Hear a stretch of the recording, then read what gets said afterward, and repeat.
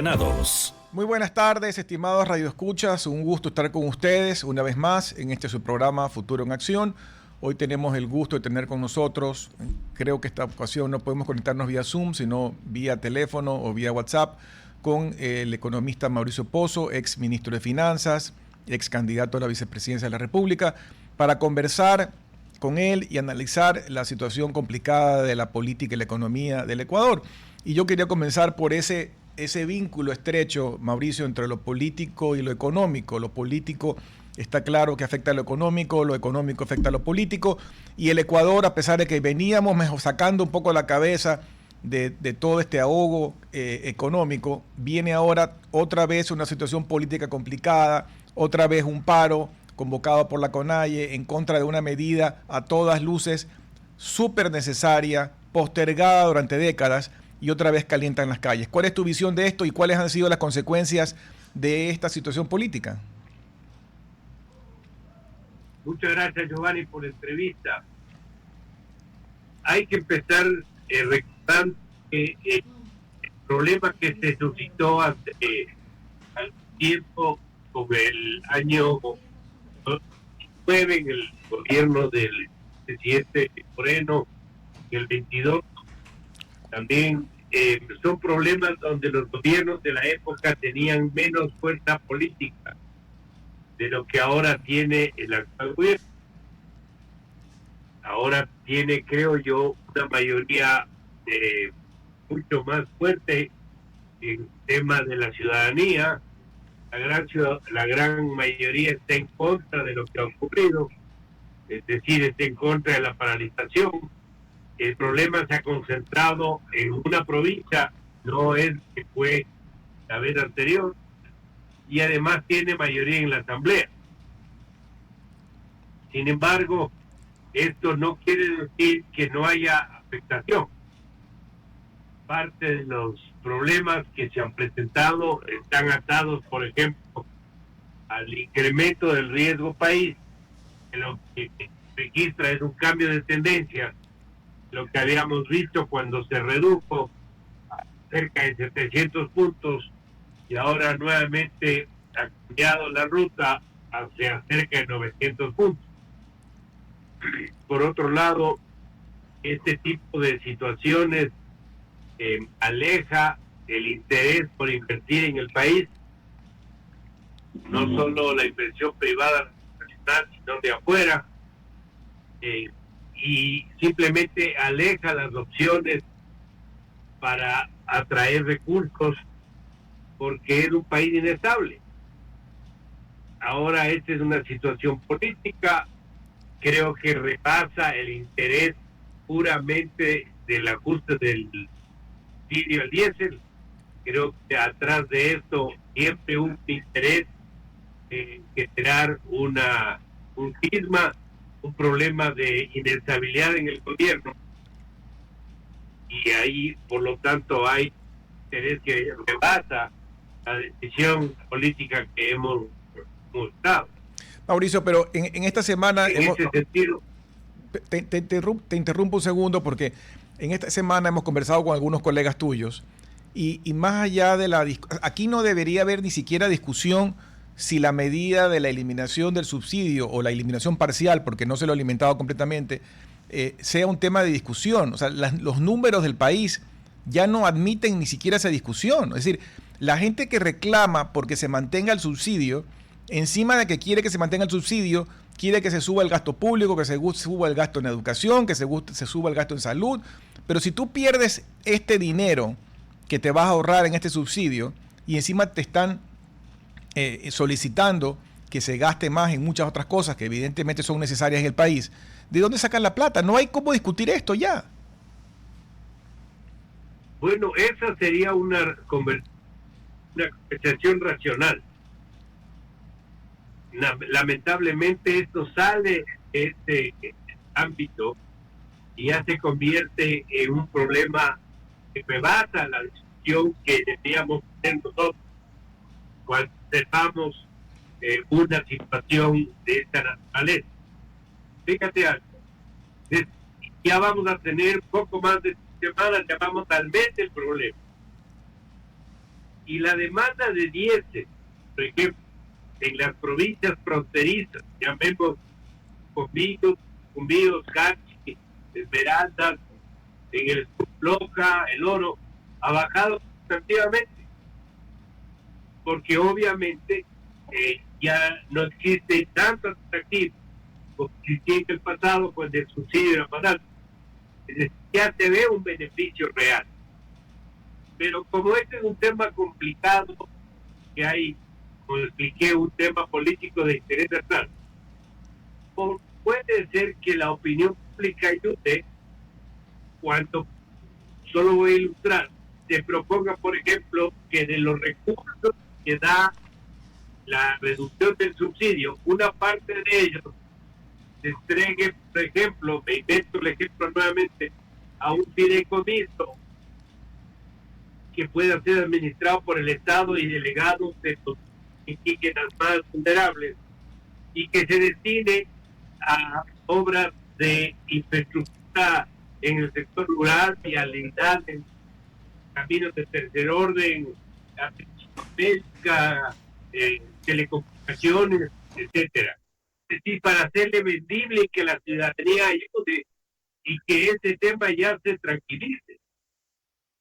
Pero en estos asuntos obviamente no existe nunca seguridad de cómo van a reaccionar. Lo obvio y la lógica diría que ya no deberíamos discutir, pero sin embargo siguen existiendo. Son 60 años de subsidio a los derivados y seguimos de los mismos. Pero y cuando se toma una decisión racional existen problemas que se presentaron. Tal vez lo único que podría haber al tiempo de análisis técnico de discusión es si esto se le debió haber hecho de una sola como se lo hizo, o como se lo hizo cuando, por ejemplo, estuve en funciones en el gobierno de el presidente Moreno, que hicimos ajuste gradual del 5% de los derivados, incluyendo el diésel, y después le bajamos a 3%, pero se mantuvo la decisión. Eso se levantó después en el gobierno de Lazo. O se lo hacía de una sola como se lo ha hecho, pero el tema está. Ya se tomó la decisión. El gobierno creo que en eso tiene que ser firme y ver cómo negocia, porque dice que se acabó el paro, pero entiendo que todavía sigue la paralización vial en algunas partes de la provincia de Maputo. Sí, porque aquí lo que tú has dicho es justamente parte de una conversación racional. Estamos claros que el efecto de la medida va a afectar a cierta parte de la población. También estamos claros que aquí detrás de las protestas hay mucha mano invisible vinculado con el narco, con los contrabandistas de combustibles, con la minería informal, ilegal, etcétera, y que están financiando seguramente parte de la protesta. Pero y se ha contaminado la población haciéndole creer que hay que luchar por esto, porque esto ha sido una bandera de lucha de décadas. Curiosamente, muchos líderes indígenas han carecido ya de otras banderas de lucha y esto es como la única cosa, los combustibles, los combustibles, los combustibles. Cuando la conversación racional, como tú la describes correctamente, debería ser, ok, ¿cómo verdaderamente me vas a compensar a mi gente, a mi población? La idea que tú pones de un fideicomiso, que parte del dinero ahorrado, si no le creen al gobierno que este ahorro va a ir en beneficio de los más pobres, entonces pónganlo hagan una reforma legal o hagan una medida legal para poner parte de este dinero en un fideicomiso y que los sectores más vulnerables, sobre todo en la ruralidad ecuatoriana, no solamente en los sectores indígenas, sino en general, en la costa, en la sierra, en la Amazonía, todos los sectores rurales que son los que a veces menos beneficios reciben, menos obra pública reciben, que tienen muchas carencias inclusive de elementos básicos como agua potable, que allí haya una fórmula de comanejo o de cogobierno para poder administrar esos fondos. Y eso son cosas racionales. Lo irracional, lo primitivo, lo medieval, e inclusive llevando en casos hasta de agresiones y de salvajismo, es lo que está pasando hasta ahora. Y como tú mencionas, yo no entiendo cómo, si se supone que llegaron a un acuerdo y que el gobierno inclusive ha cumplido su parte de liberar personas que además habían sido capturadas infraganti, dañando propiedad pública y privada, se los han devuelto, han salido de la cárcel. Esa parte se cumplió y no se acaban de liberar todas las vías. Estas cosas no tienen explicación racional.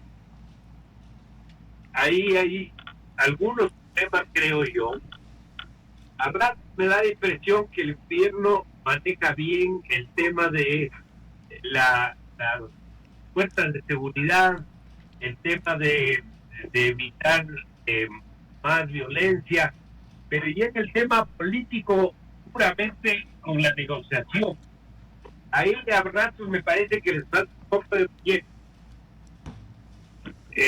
Obviamente, a veces es difícil discutir con alguien que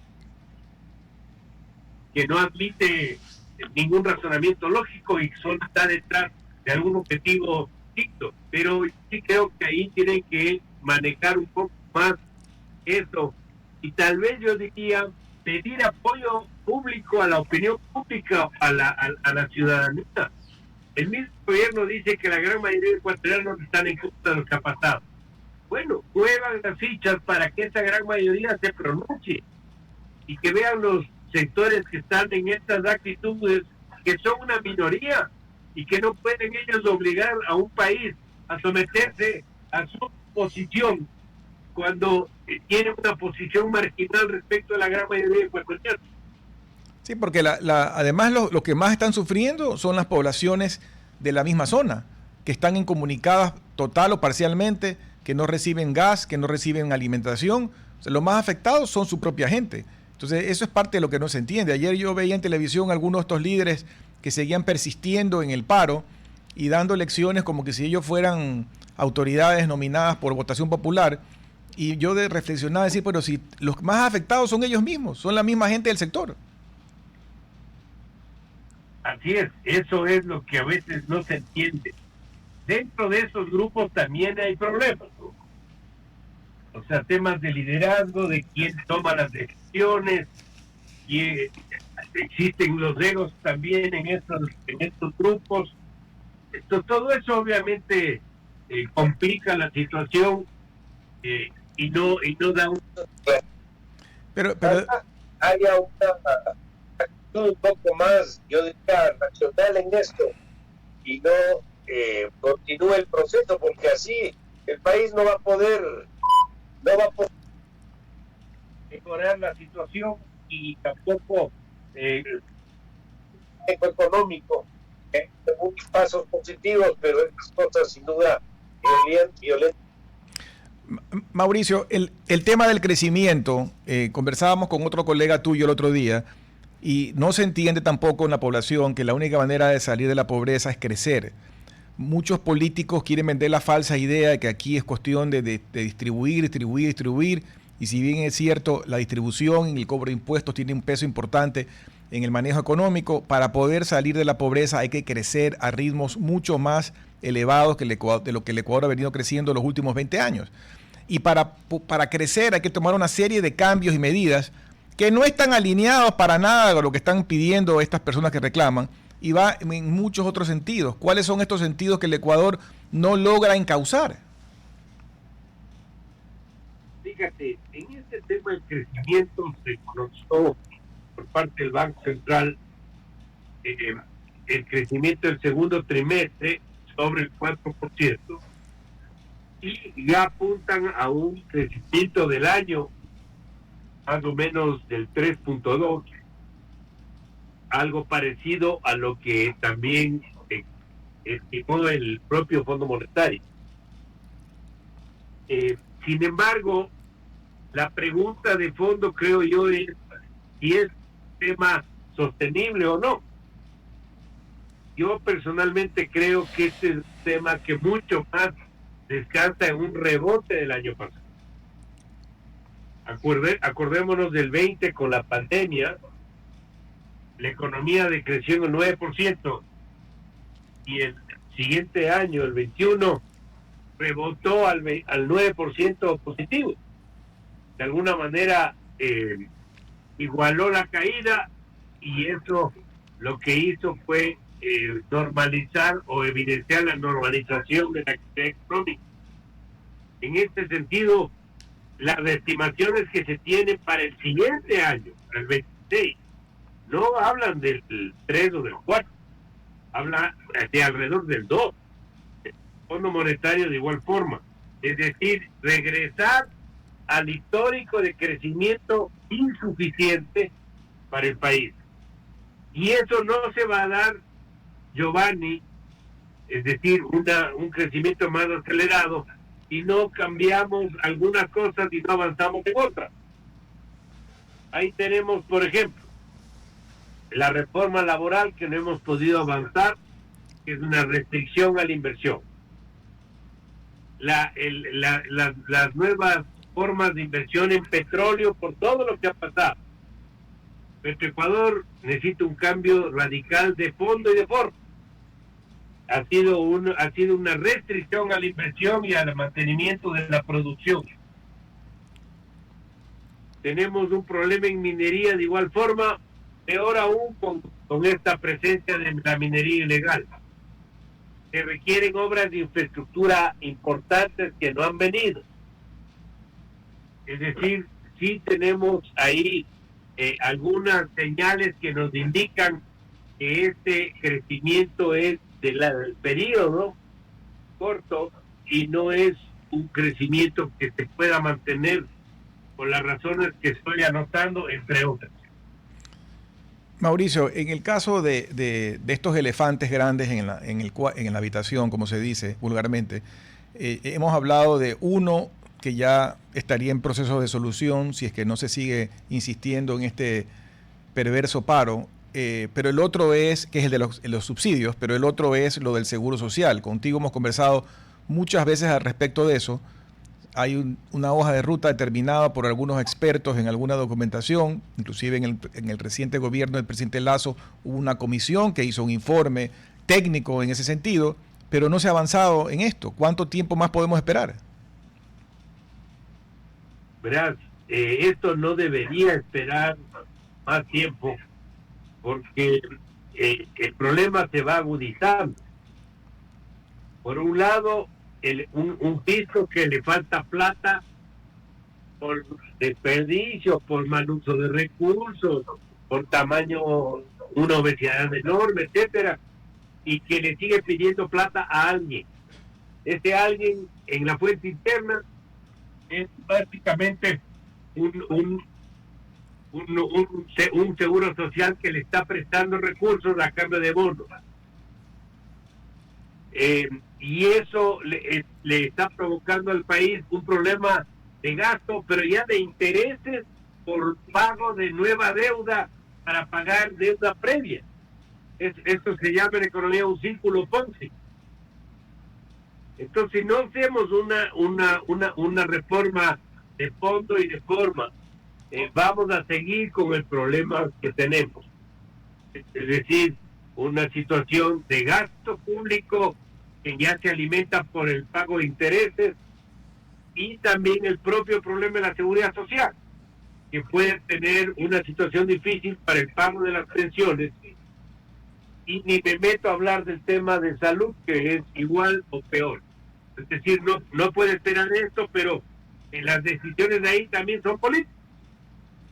Claro. Y por esa razón el gobierno actual, con todo lo que ha pasado, no le veo con claridad que vaya a tomar acción sobre ese tema. Claro, no es el momento oportuno a nivel político, y más aún que estamos a las puertas de una elección para poder decidir si se hace o no una consulta popular, y posteriormente, si se aprueba eso, habría una elección para elegir a los asambleístas constituyentes, y posteriormente eso habría otra elección para ratificar o no un texto constitucional.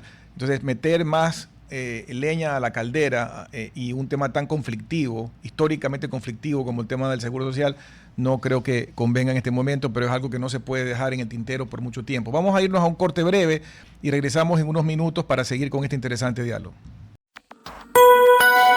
RTP 965, a la conquista del mundo digital. Presenta sus nuevas instalaciones y tecnología de vanguardia. Renovamos nuestro compromiso de seguir brindando contenido útil y de la más alta calidad. Programas de opinión con referentes de la comunicación. Noticias para contar todo lo que está pasando en todo momento. Una variedad de segmentos con lo que necesitas saber. Y asociaciones internacionales estratégicas. Todo para mantener a nuestra audiencia y seguidores siempre bien informados. Siempre en RTP buena compañía.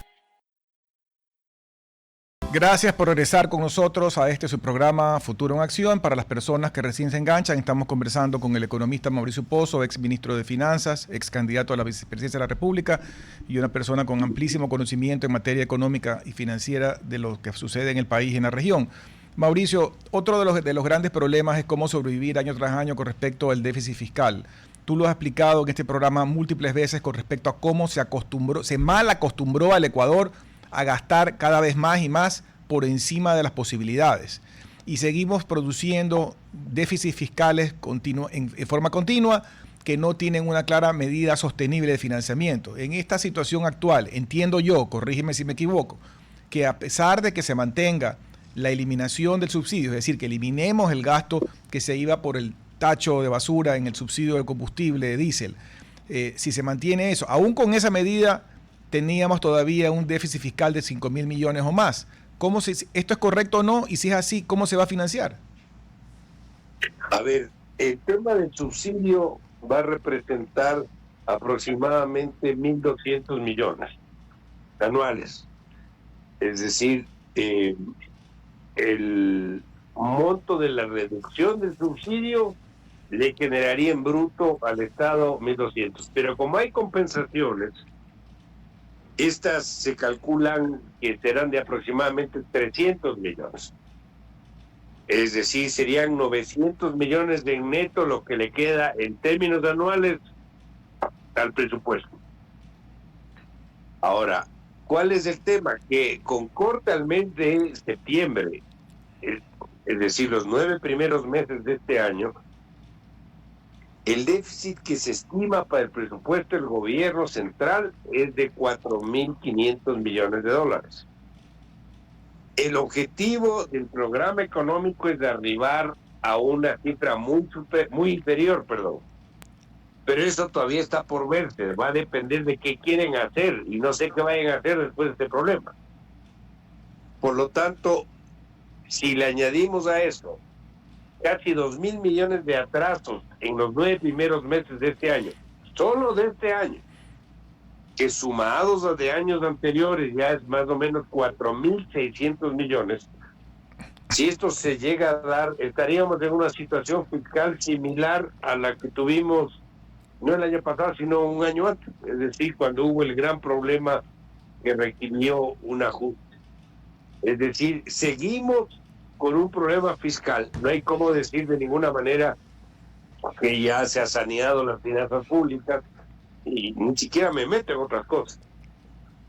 Por lo tanto, yo creo que ahí va a depender mucho de cómo vayan manejando la situación hacia adelante. Y ese es otro de los argumentos, Giovanni, que de alguna manera explicarían la imposibilidad para crecer más rápido. Porque si tú tienes que apretar fiscalmente para no perder el acuerdo con el fondo, las opciones de reanimación económica van a ser menores, al menos desde el punto de vista del presupuesto del Estado. Claro, entonces la situación fiscal sigue siendo difícil, el origen sigue siendo el mismo. ¿Cuál es el origen? Un Estado obeso, sobredimensionado, que no le alcanza el ingreso para sustentar los gastos.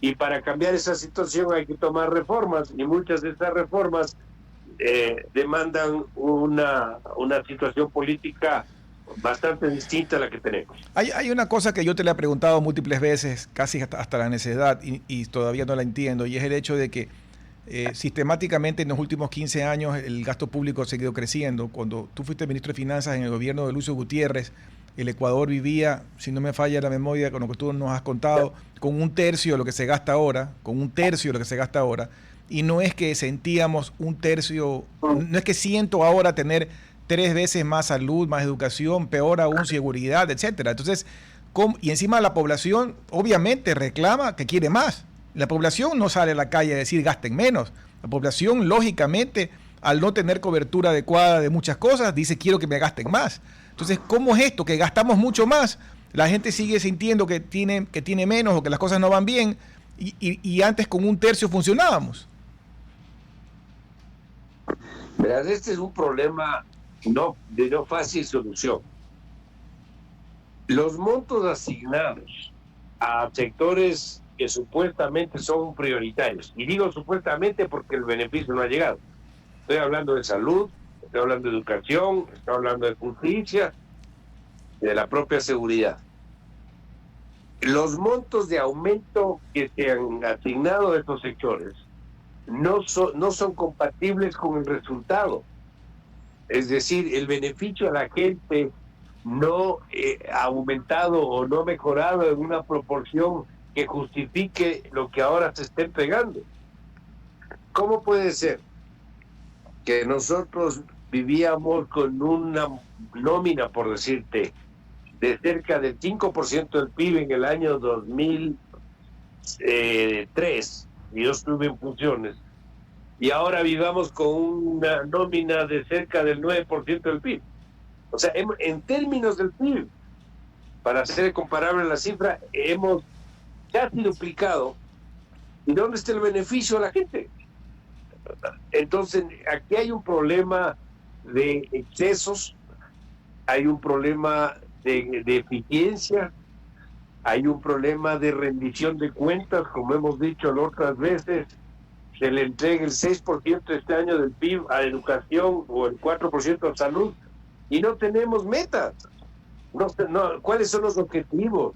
¿Qué han logrado en el pasado? ¿Cuánto de eso es gasto corriente y cuánto es gasto de capital? Es decir, creo que hay un desperdicio de recursos enorme, aparte del tema de los subsidios ineficientes, como ha sido el tema de los derivados. Pero entonces, ahí tenemos temas que no se han resuelto. Su solución no es fácil, políticamente no es simple, pero seguimos pateando el problema. ¿Y cuál es la forma más fácil de patear esto? Seguir acumulando atrasos y endeudarnos. Y endeudarse. Y en esa línea, hipotecar el mediano plazo para el país. Pero en esa misma línea que mencionas que se va por la vía de incrementar deuda, coméntanos cómo ha crecido la deuda desde la época que tú fuiste ministro en el gobierno de Lucio a la fecha, y ese incremento de deuda, ¿dónde se fue? El otro día conversaba con un amigo que maneja una importante empresa y hacíamos un análisis sobre el hecho de que había crecido sustancialmente la deuda en una X empresa, y uno, al hacer un análisis financiero, una de las preguntas que se hace es ¿en qué se fue la deuda? Porque en una empresa la deuda puede ir a financiar pérdidas, puede ir a financiar compra de activos, puede ir a financiar compra de inventarios, pero la peor fórmula es financiar pérdidas y vuelve insostenible el manejo de la empresa. En un país igual, puedes meter deuda porque has construido más puentes, más infraestructura, o lo que sigas haciendo es, peor aún, financiar un subsidio o financiar déficits. Entonces, ¿cuál ha sido la realidad del crecimiento de la deuda en este país y en qué se ha ido? Esa es una pregunta que siempre es bueno dividirle por tramos, es decir, no todos los últimos 25 años desde la dolarización y el inicio, digamos, ha tenido el mismo tratamiento. La deuda en el Ecuador este rato representa cerca del 70% del PIB, la deuda agregada, no la consolidada. ¿Eso qué significa? Que el 70% de la producción del país está comprometida con ese pago. Si tú divides, o mejor dicho, si tú empiezas a restar el monto del presupuesto de lo que es pago de nómina, operación del sector público, pago de la deuda anterior, subsidios, lo que te queda para obra pública es no más allá de un 2 a 3%. Si yo me estoy endeudando y tengo una estructura como la que estoy citando, de que el 2 o el 3 es obra de infraestructura, no hay que ser muy genio para darse cuenta que la mayoría de la deuda no se va a un beneficio real de crecimiento del patrimonio estatal. Por lo tanto, la reducción del tamaño del Estado va en una línea, yo diría, racional, de que el endeudamiento se pueda destinar a una mejor realidad y un mejor nivel de actividad económica. Caso contrario, lo que estamos haciendo es deuda que paga deuda anterior, deuda que compensa la falta de recursos para pagar gastos corrientes. Y ahí tienes el mejor ejemplo, por ejemplo, lo que ha ocurrido con deuda que contrata el gobierno central, de ahí paga trazos con gobiernos seccionales, estos se gastan en otras cosas que no sea gasto de inversión y termina siendo deuda para el pago de gastos corrientes. Ahí tenemos un problema complicado y de fondo, y hay que cambiar esa estructura para que pueda tener un beneficio mucho más, yo diría, previsible para una recuperación económica posterior, porque endeudarse no es malo. Endeudarse para cosas que no son las mejores es lo que nos genera problemas después.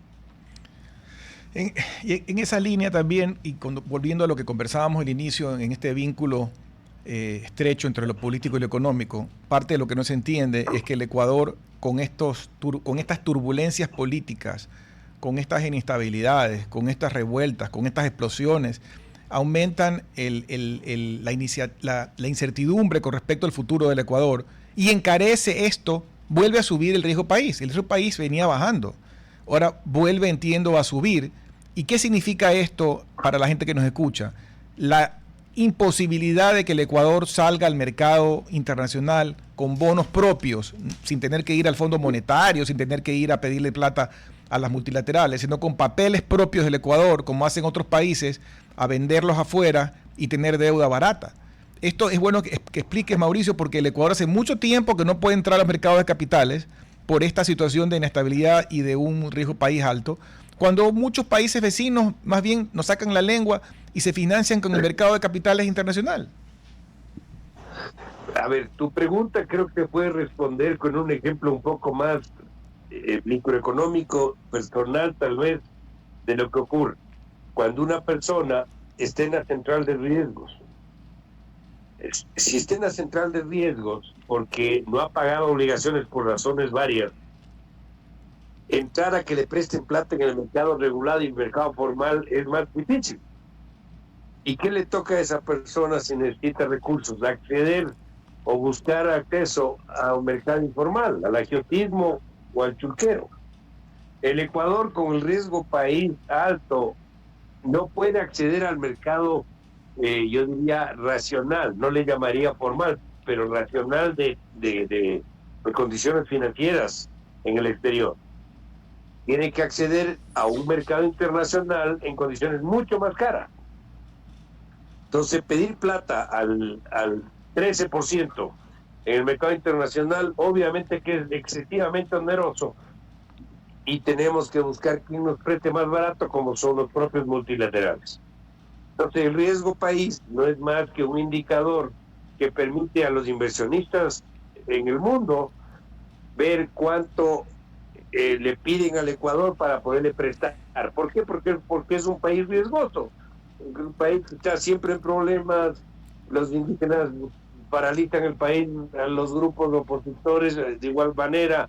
Ahora tenemos la presencia del narcotráfico, etcétera, y eso le cuesta al país en términos de un financiamiento mucho más caro. Mauricio, nos quedan 10 minutos y trato de no cerrar, digamos, con mensajes negativos, porque el otro día me decía un amigo, oye, pero todo lo que hablan a veces tus invitados es como que esto es apocalíptico, y contigo siempre hemos hablado también de lo mismo, que sí, digamos, el Ecuador tiene salida. Yo creo que es un tema básicamente de usar la inteligencia y de usar la voluntad para poder hacer los correctivos que están al frente. Es cuestión de ver qué es lo que ha funcionado en el mundo, qué es lo que ha funcionado en otros países de la región, y no es tan complicado. Tú mismo lo hiciste. Yo creo que cuando tú estuviste como ministro de Finanzas, fue creo que una de las últimas ocasiones donde inclusive estabilizaste el enfermo fiscal, y creo que llegaron hasta tener superávit. Inclusive tú dejaste un fondo de ahorro, que hoy en día sería una cosa impensable y que fue criticado, cuestionado y satanizado por el expresidente Correa, que decía que estos fonditos no servían para nada. A ver, yo creo, Giovanni, que en el país existe todo el andamiaje para poder corregir los problemas. Es decir, esto no es que está perdido, no es que el Ecuador no tiene salida. Sí tiene salida.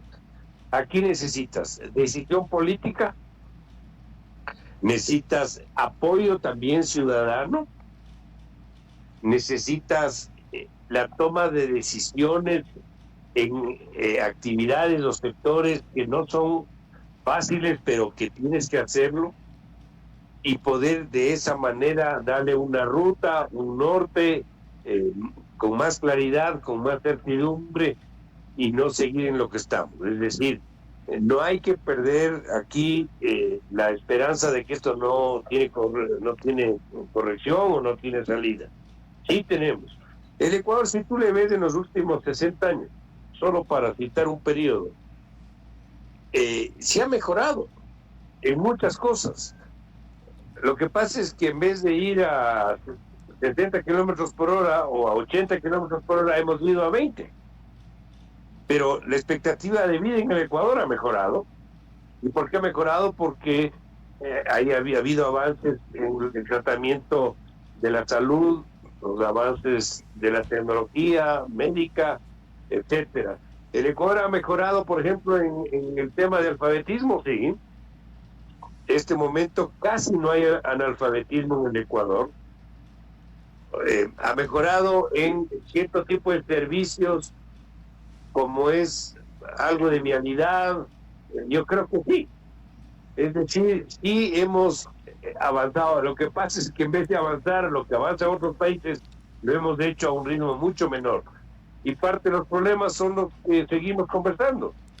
Tenemos una facilidad en el país, los ecuatorianos, para encontrar siempre nuestras diferencias, siempre nuestras discrepancias, pero encontrar acuerdos básicos es realmente cuesta arriba. Pero mira, y ahí se requiere liderazgo, se requiere esfuerzo, se requiere dirección y se requiere apoyo ciudadano. Cuando tú hablas de otros países, inclusive yo pienso que el Ecuador se quedó atrás en el deseo de ser un país más abierto. Aquí falsamente actores políticos siguen repitiendo como que si el Ecuador vivió una época de una noche neoliberal, cosa que es falsa. Y lo digo porque el otro día leía y se lo comentaba cuando lo entrevistaba a Alberto Acosta Burneo en Análisis Semanal, una publicación que demostraba que inclusive en estas conversaciones comerciales con Estados Unidos, el Departamento de Comercio contesta a Ecuador diciéndole, oiga, pero aparte de los temas arancelarios, ustedes como país tienen esta lista larga de barreras no arancelarias que limitan la inversión, que limitan el comercio, que limitan temas de calidad, que ponen una serie de normas y trabas para poder ser un país más abierto. Y esa es una cosa que no la tenía en el radar tan claramente como está descrito en ese papel, pero es una cruda realidad. Aquí se cierra la inversión en el sector energético, se cierra la inversión en el sector petrolero, y hay una cantidad de normas para importar que no son necesariamente arancelarias, vinculadas con normas de INEC, normas de calidad, etcétera, que hacen mucho más complicado la entrada de materiales y la entrada de servicios. Entonces, el Ecuador no ha sido nunca un país abierto. Y si tú te comparas con el Perú ha sido un país más abierto, el Perú se ha blindado más en la parte económica, protegiendo su economía a pesar de la volatilidad como la que tienen ahora de problemas políticos, y el Ecuador no lo ha logrado hacer. Es así, Giovanni. Lo más alejado de la verdad es que el país ha aplicado una política de mercado y neoliberal a lo largo de los años. Yo diría que la mayoría del tiempo ha hecho exactamente lo contrario. ¿Qué medida más clara no es haber duplicado el gasto público y no haber dado espacio para que la inversión extranjera se incorpore al país? La inversión extranjera en el Ecuador es de los peores indicadores que tenemos. Probablemente 500 millones al año, con lo que recibe Perú, por ejemplo, es hasta vergonzoso. Entonces yo creo que con una estructura de esa naturaleza, lo que menos hemos hecho es una economía de mercado. Sí, porque en el tema de inversión, más allá del tema ambiental, que yo lo respeto y en cierta forma lo aplaudo, si tú como país firmaste la concesión o la apertura o las licencias para dar pie a una inversión importante en tema minero en un determinado área del Ecuador, y luego después de todo ese proceso largo de años de trámites, vienen y reclaman, hacen marchas y te quitan las licencias o te quitan los permisos, ¿quién va a querer regresar? Y lo curioso de este país es que es un país para mí delirante, porque tú tumbas, digamos, esas inversiones, o les dices lárgate, o te quito el permiso que te había dado, pero en cambio el Ecuador ha sido severamente y sigue siendo severamente devastado por la minería ilegal. Minería ilegal que a veces ocupa hectáreas y hectáreas de área que son hasta visibles desde el aire y que históricamente siguen apareciendo, controladas por bandas y demás. Entonces, ¿quién entiende? Por un lado, al que paga impuestos, que va a tratar de acogerse a un plan ambiental, le dice lárgate. Y a los que están contaminando a diestra y siniestra, destruyendo bosques y áreas de recarga hídrica, no les dices nada, o te haces la vista gorda. Y los mismos que reclaman, los grupos ecologistas de izquierda que reclaman a las contra las mineras, no dicen nada de esto. A mí que me expliquen porque no entiendo. Claro, es que hay temas que no tienen forma de aceptarse como racionales. ¿Cómo puede ser que ciertos grupos ecologistas digan no, cerremos el bloque 43 del ITT porque eso atenta contra el medio ambiente, etcétera? Y cuando se dice reduzcamos el subsidio, el subsidio a un fósil, ahí no dicen nada. O sea, algo no concuerda, que algo no está bien. Los indígenas, que son los más afectados por cierto tipo de subsidios ineficientes, son los que son utilizados, porque esta es la verdad, para generar el caos que hemos tenido. O sea, aquí no hay racionalidad. Y aquí puedo citar un ejemplo. El otro día veía un reportaje de una comunidad indígena, me parece que Guarani, que estaba reclamando porque hay presencia de grupos irregulares, de GDOs y de bandas que están entrando en esa zona. Me imagino porque habrá minería o no sé qué recursos. Pero resultaría tan triste que la parte minera petrolera, que ya tuvo en su momento permiso y que está produciendo ingresos para el país, más allá de que al comienzo podía haberte entendido que no la permitas, pero ya está produciendo, la quiere cerrar y botar con el costo económico inclusive de no producir y el costo de cerrar. Y por otro lado resulta que se están metiendo las bandas a destruir esa zona tan privilegiada del Ecuador. O sea, este es el mundo al revés, un mundo donde estamos acabando en manos de la ilegalidad, de las mafias, del narcotráfico, de la minería ilegal, y las cosas que se quisieran hacer por la vía legal. No llegamos a consenso como país, no llegamos a acuerdo como país y les decimos que no. Así es. Fíjate que parte del haber logrado el Perú separar un poco el tema político, o no un poco, yo diría bastante, el tema político del manejo económico, fueron los acuerdos que lograron en el gobierno desde Fujimori a la fecha. Ellos se pusieron de acuerdo a nivel, yo diría, de toda la ciudadanía, sobre ciertos temas sobre los cuales ya no iban a discutir. Y de ahí ha venido un Banco Central Independiente que actúa con sus objetivos. El señor Julio Velarde, que es el presidente de 21 años o 22 del Banco de la Reserva, que se llama en el Perú, ahí está sentado y se han caído 8 gobiernos mientras él ha estado ahí, o más. Entonces, creo que el Ecuador sí necesita este tipo de acuerdos básicos, pero alguien tiene que liderar esto. Alguien tiene que aglutinar sectores para dejar de discutir cosas que ya no se discuten en ninguna parte y el Ecuador sigue discutiendo. Claro, lo que sí hay que saber, hay que separar, digamos, la gente que quiere discutir de buena fe para llegar a acuerdos en pro del país, de gente con la que tú, como tú decías al comienzo de la entrevista, con la cual no se puede hablar porque no hay un tema de racionalizar, sino un tema de agendas oscuras, agendas que tengan atrás. Con esa gente no se puede discutir. Yo creo que en eso se pierde el tiempo, porque ellos vienen, digamos, con una agenda oculta para seguir destruyendo el país. Con eso no se puede, pero con una gran mayoría de ciudadanos que sí quieren, que podemos tener opiniones distintas, que podemos tener unas visiones distintas de la fórmula de sacar adelante el país, pero nos podemos sentar porque tenemos el deseo, digamos, correcto de empujar la nación. Con esas personas sí nos podemos sentar y llegar a grandes acuerdos, que no puede, y eso es lo que debería estar reflejado en una nueva constitución. Una constitución, por definición, no puede ser una camisa de fuerza ideológica de 444 artículos, donde no estamos de acuerdo muchos y otros sí, sino un acuerdo fundamental, una carta magna fundamental de lo que queremos como país. Y esos acuerdos, esos macroacuerdos sí podríamos llegar. Así es, o sea, son temas fundamentales. Inclusive yo te diría algo más. Inclusive con una buena constitución, sin instituciones fuertes, sin acuerdos fundamentales básicos, puede ser que quede en letra muerta. Aquí se requiere, creo que, mucho en el accionar del sector público, que el sector público deje de meterse en cosas que no le competen.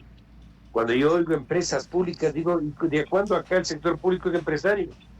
El sector público no es empresario, en lo que se mete lo hace mal. Lo hace mal en telecomunicaciones, lo hace mal en empresas de energía, lo hace mal en petróleo. Es decir, no está para eso.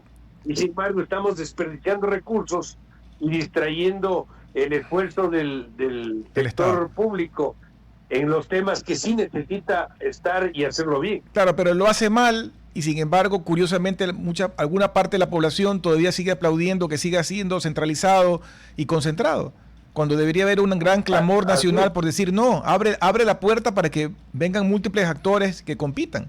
Se nos acabó el tiempo, Mauricio, te agradezco muchísimo por esta hora. Te agradecemos por haberte conectado en este día viernes y también a todos ustedes que tengan una buena tarde hasta el día lunes. Hasta aquí, Futuro en Acción. Control Master Marisela Basantes. Transmisión digital Gerardo Díaz. Redes sociales Erika Eras. Edición Oscar Saavedra. Dirección Javier Gamboa. Todos los derechos reservados. RTP 2025. Si disfrutó este programa y aportó de manera positiva en su vida, déjenos sus comentarios en Instagram, página web o WhatsApp, así como los aplausos al artista son sus mensajes al equipo de RTP Ecuador. RTP. Buena compañía.